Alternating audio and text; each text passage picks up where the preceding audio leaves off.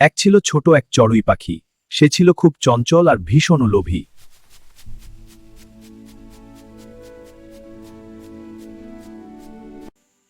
একদিন সে বনের ধারে দেখল প্রচুর পরিমাণে ধান ছড়ানো রয়েছে।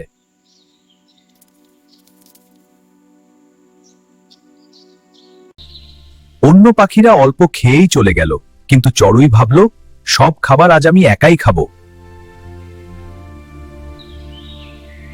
লোভে পড়ে সে পেট পুড়ে খেতে থাকলো, একবারও ভাবল না এখানে কোনো বিপদ থাকতে পারে কিনা।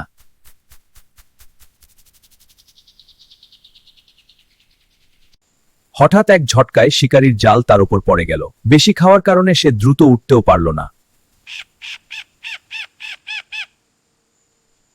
সে বুঝল, অল্পতেই সন্তুষ্ট থাকা ভালো, লোভের ফল সবসময় তিতা হয়।